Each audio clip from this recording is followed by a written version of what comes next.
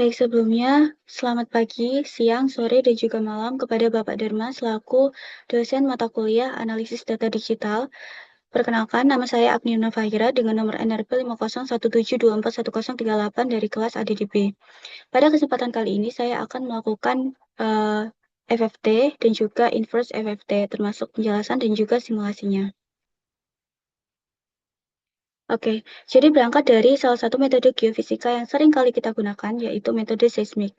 Hasil dari akuisisi yang kita dapatkan itu adalah data dalam time series atau data dalam domain waktu. Nah, masalahnya gelombang yang kita dapatkan itu datanya seringkali merupakan gelombang kompleks karena dia itu merupakan hasil akumulasi dari banyak refleksi gelombang di bawah permukaan. Nah, sehingga jika kita itu hanya mengandalkan data dari time series saja, itu tidak cukup.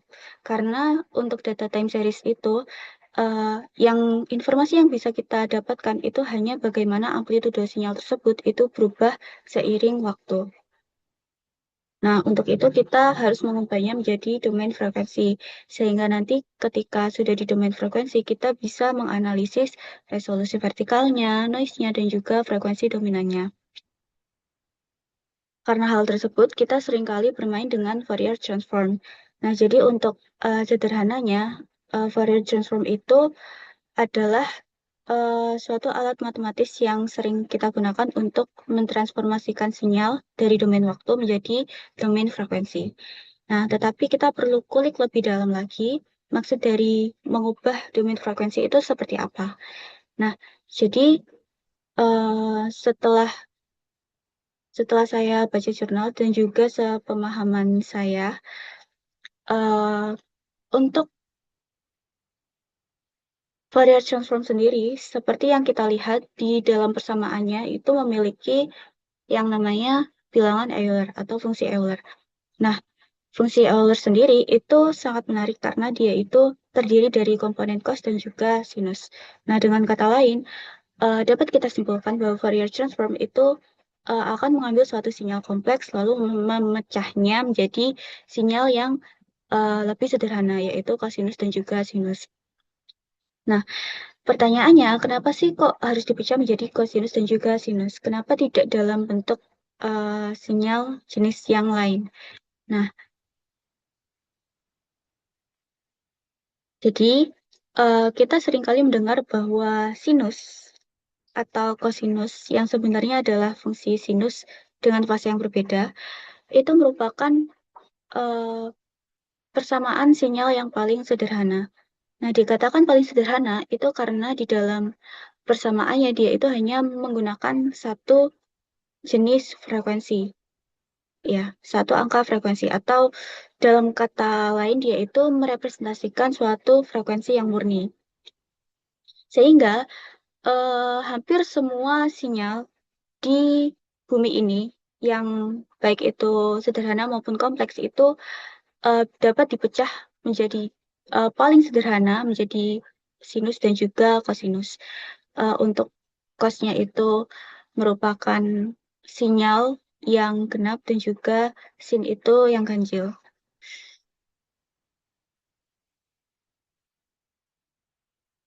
Oke, lanjut. Lalu as a geophysicist kita bermainnya dengan data diskrit. Sehingga untuk Fourier transform sendiri kita menggunakan discrete Fourier transform. Sehingga kita tidak menggunakan fungsi dalam T, tidak kontinu. Nah, tetapi DFT sendiri itu memiliki problem di bagian komputasinya, di mana dia itu menggunakan komputasi yang sangat berat dan juga sangat besar, sehingga tidak cocok untuk kita yang datanya itu banyak. Karena nanti komputasinya bisa mahal dan juga waktu yang kita gunakan untuk DFT itu akan sangat-sangat memakan waktu. Nah, oleh karena itu kita menggunakan yang namanya fast Fourier transform, di mana fast Fourier transform sendiri itu sebenarnya secara matematis sama dengan DFT, akan tetapi dia itu memecah sinyal menjadi dua komponen, indeks genap dan juga indeks ganjil, sehingga nanti komputasinya itu bakalan jauh lebih rendah. Oke, selanjutnya juga ada inverse fast Fourier transform. Sehingga kita itu nggak cuman bisa mengubah data dari domain waktu ke domain frekuensi, tapi kita juga bisa melakukan hal yang sebaliknya, yaitu mengubah data dari domain frekuensi kembali menjadi domain waktu. Selanjutnya, karena kita sudah membahas sedikit tentang FFT dan juga inverse FFT, maka kita bisa lanjut ke simulasi.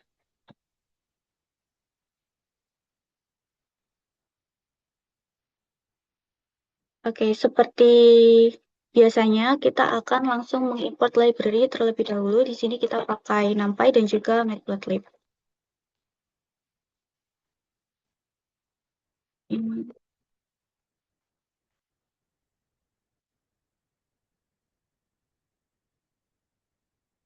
Nah, lalu karena di sini kita itu mengenerate suatu sinyal, berarti kita harus mendefinisikan frekuensi samplingnya pakai 500. Lalu kita definisikan periodenya, di mana dia itu adalah 1 per frekuensi samplingnya. Lalu panjangnya ambil 1000. Dan juga untuk waktunya adalah L dan juga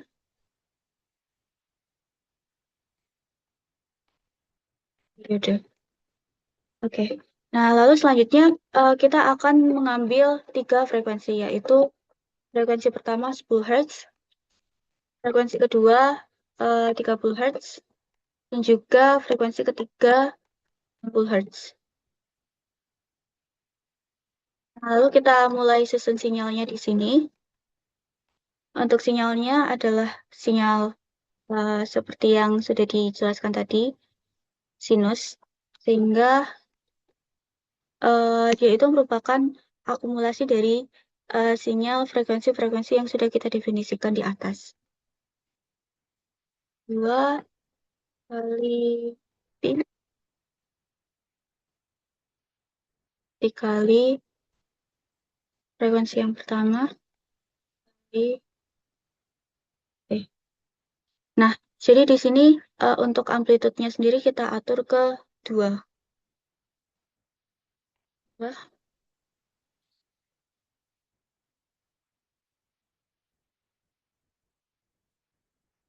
langsung saja untuk yang frekuensi kedua, kita atur amplitudenya menjadi 0,7. Selanjutnya yang ketiga, kita atur menjadi 0,5. Nah, lalu karena biasanya sinyal kalau di real life itu kan pasti ada noise-nya. Sehingga di sini kita juga akan menambahkan noise. Kita atur ke amplitude 0,5, lalu dikali random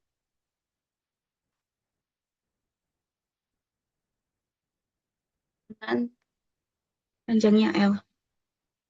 Sehingga berarti seismic trace kita atau data seismik kita itu merupakan akumulasi dari sinyal dan juga noise. Selanjutnya kita akan langsung plot saja untuk melihat sinyalnya.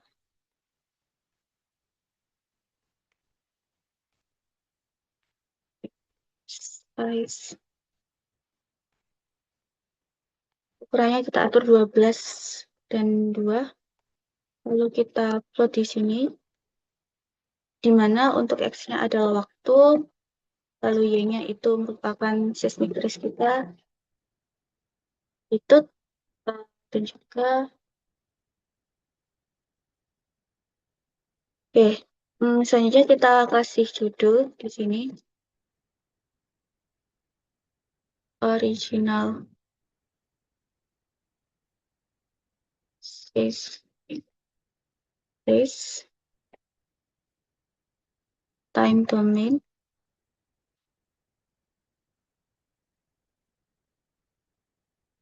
Lalu untuk X dan juga Y-nya kita kasih label.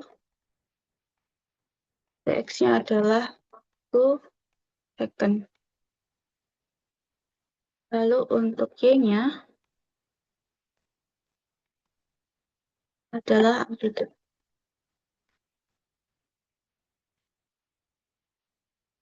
Lalu kita grid supaya rapi. Oke, ini sudah muncul tapi eh, di sini ada space, jadi kita batasin aja untuk X-nya.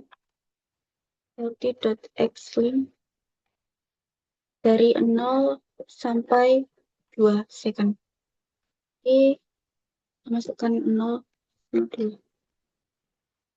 Oke, sudah rapi. Nah, selanjutnya kita akan melakukan FFT.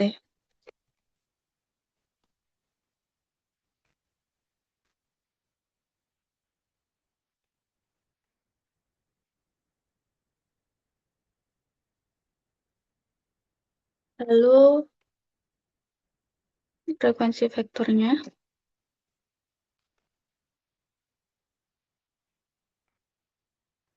FFT di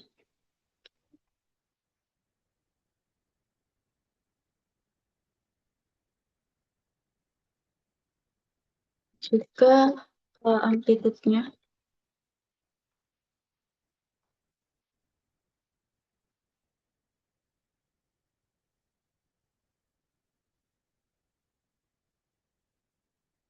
Oke.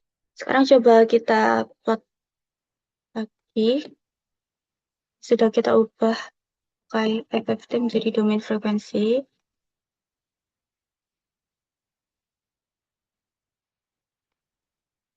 Ambil dari sini, kita modifikasi. Oke, fix size-nya. Nah, plotnya ini berarti yang sini frekuensi, lalu yang sini itu adalah amplitude.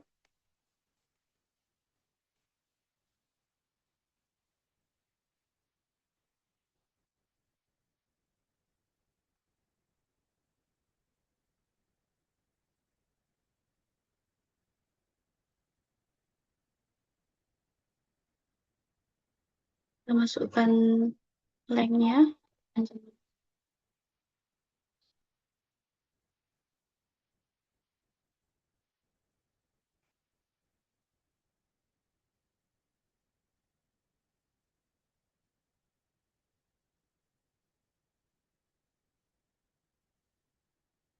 Lalu ini judulnya kita ubah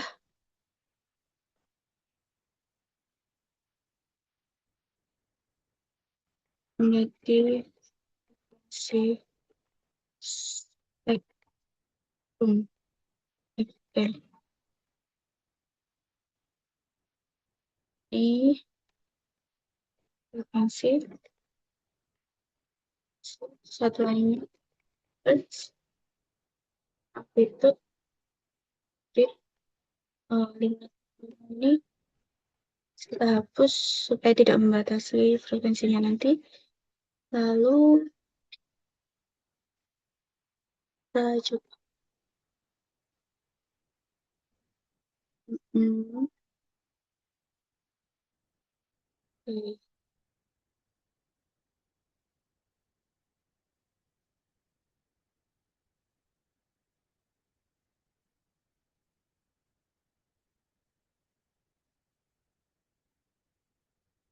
Oh,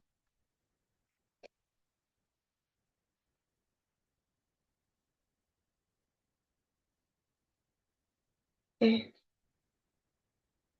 Hmm, Ini jelas kita supaya jelas kita kasih X-nya 0, 10 per 10. Jadi supaya kita bisa lihat frekuensinya.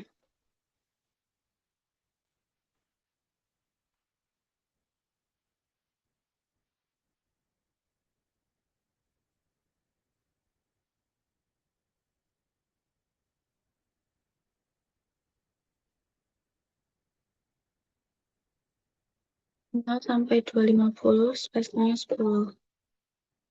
Terus ini kita kasih X limit lagi, LP.sim 0 sampai 250.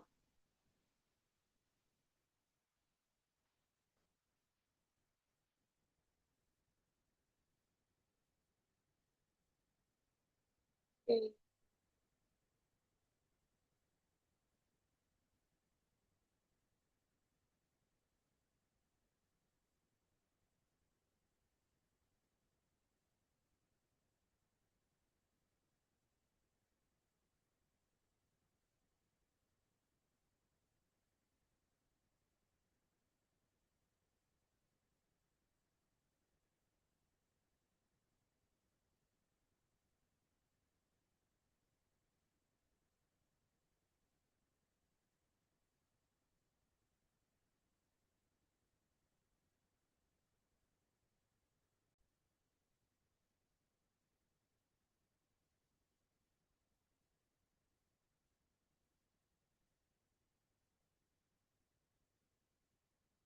Oke, selanjutnya em, di sini kita bisa melihat frekuensi dominannya ada di frekuensi 10, 30, dan juga 60. Kita lihat berdasarkan amplitudenya. Nah, sekarang kita akan coba meremove satu persatu frekuensi dominannya dan juga melihat untuk sinyal di dalam domain waktunya nanti seperti apa. Saya definisikan di sini target frekuensi kita yang ingin kita eliminasi. Bahkan di sini kita mengambil eh, datanya itu mulai dari 20 sampai ke mulai dari atasnya 10 sampai ke 250. Berarti kita hapus yang 10 Hz, kita kasih tolerance. Berarti Y yang sudah kita filter.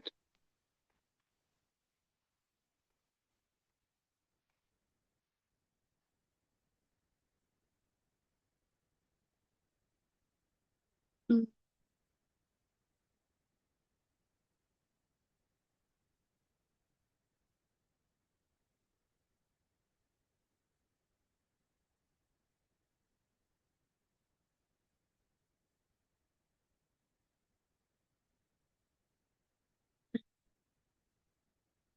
kurang lebih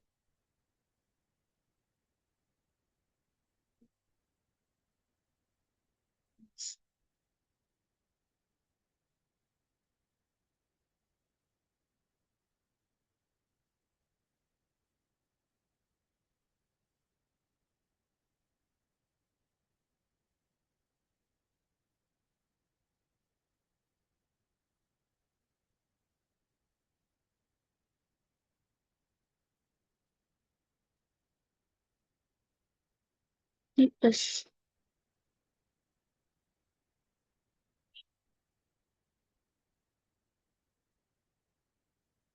kurang dari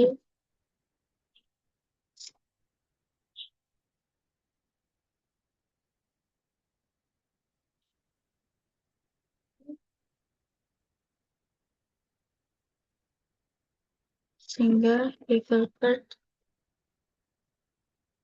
kita masukkan mask, kita masukkan lalu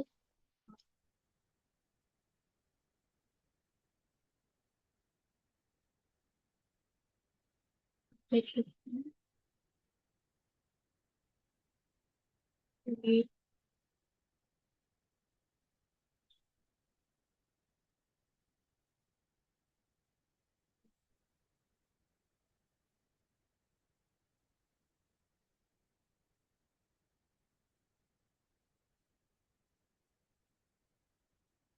selanjutnya kita plot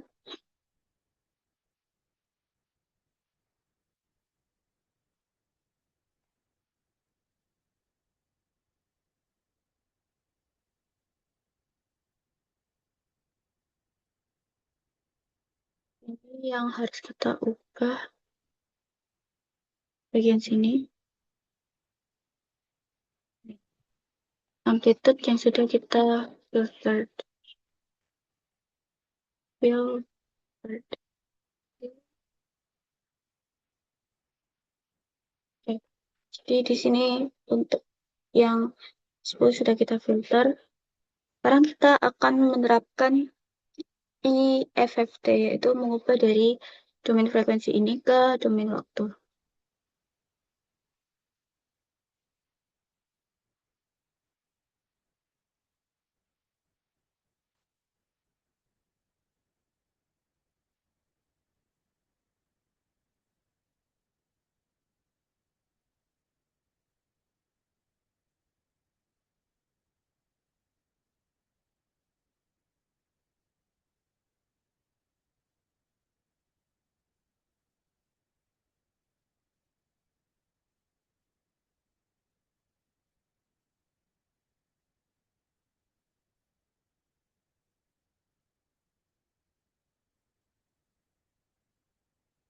Plot,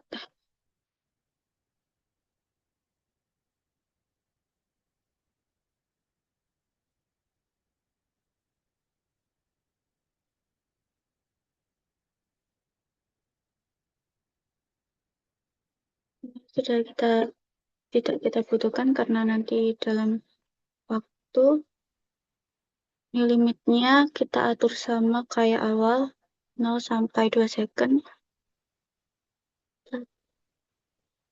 Nah, ini plotnya kita, oh, kita hapus. Oke, X-nya T, lalu Y-nya adalah filter signal di atas warna biru. Terus untuk title-nya kita ganti signal 10 Hz. Ini time second.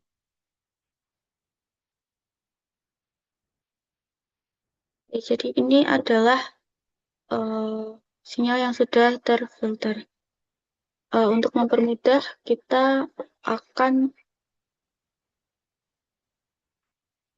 plot semua gambar menjadi satu.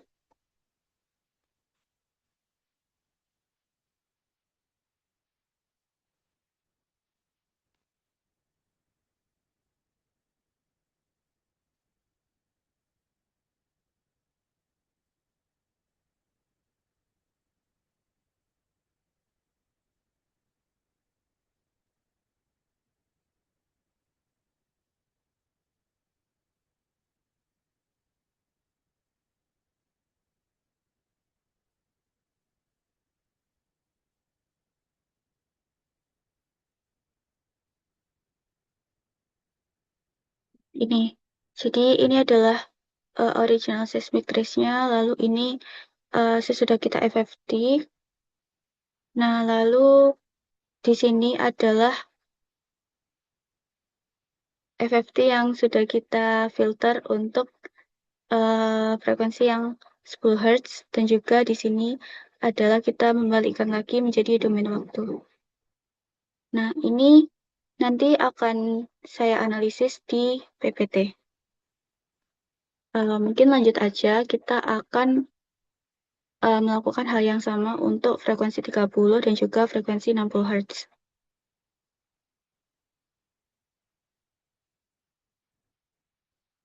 Nah, ini kita ubah di target frekuensinya 30.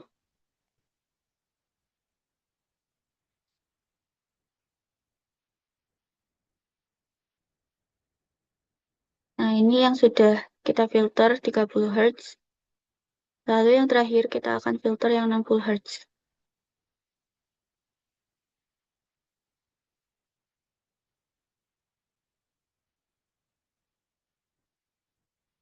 Mana tadi ya? Oke, ini.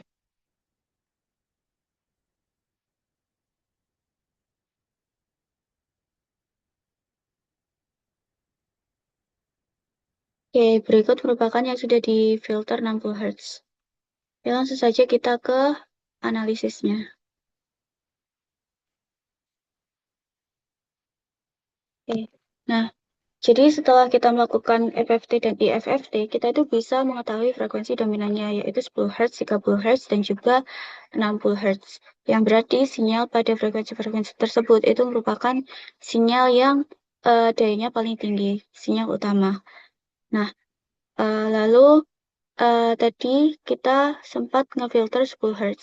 Nah, ternyata setelah dihilangkan itu sinyal yang awalnya itu uh, lebih renggang itu menjadi lebih rapat.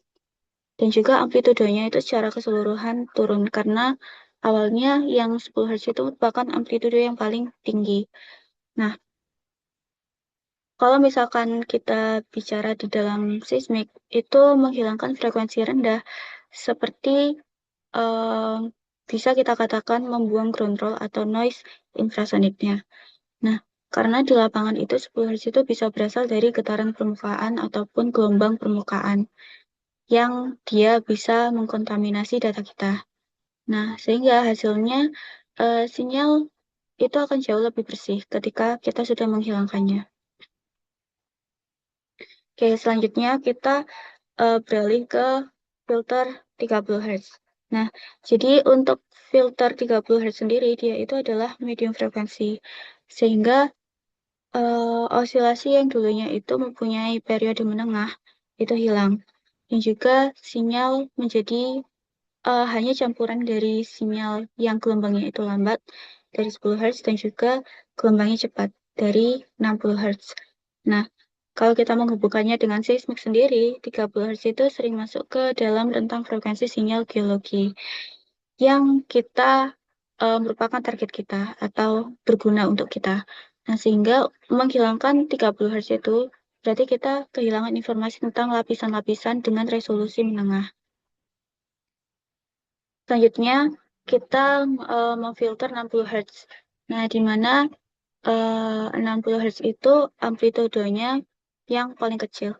Sehingga ketika kita sudah menghapusnya, kita bisa lihat di domain waktu yang sudah kita filter di sini, dia itu jadi lebih halus daripada sebelumnya. Nah, lalu 60 Hz itu merupakan frekuensi yang paling tinggi.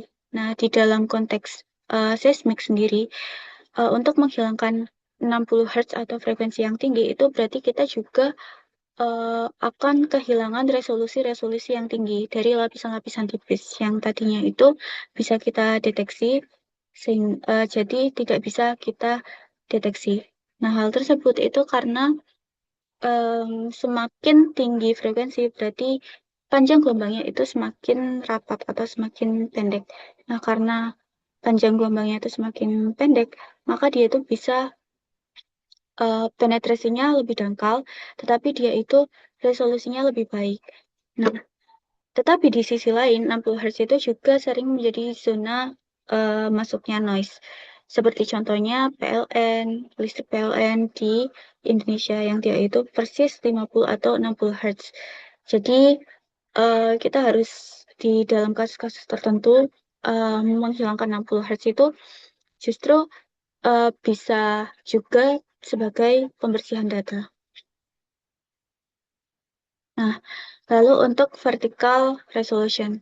Jadi, resolusi vertikal itu bergantung pada frekuensi dominan, yaitu 10, 30, dan juga 60-nya tadi. Nah, di mana semakin tinggi frekuensi dominan itu berarti semakin pendek panjang gelombangnya. Nah, karena uh, semakin panjang gelombang tersebut, berarti hubungannya itu adalah panjang gelombang berbanding terbalik dengan frekuensi. Sehingga frekuensi yang tinggi itu akan menghasilkan panjang gelombang yang pendek dan juga resolusi vertikal yang lebih baik. Dan juga sebaliknya, frekuensi yang rendah itu akan menghasilkan panjang gelombang yang lebih panjang.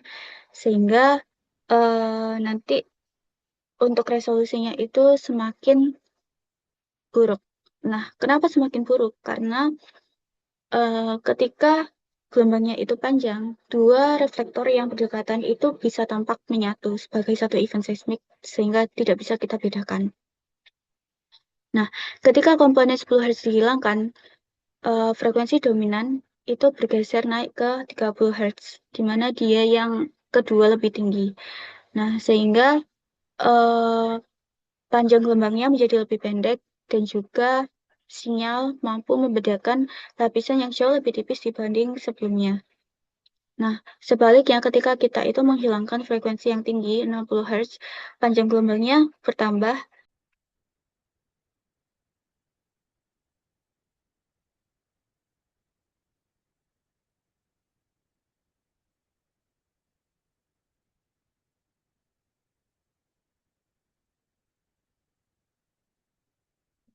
Saya lanjutkan. Jadi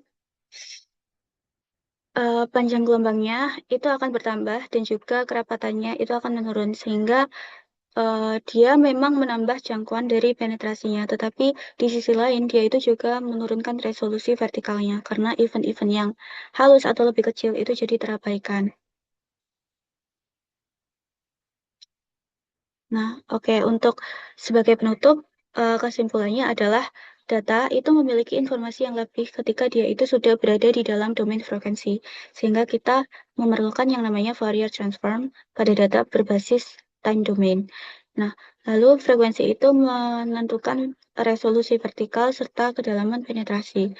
Dan juga berdasarkan frekuensi pula, kita itu dapat meninjau seberapa baik data tersebut dan juga kita bisa mengidentifikasi noise data.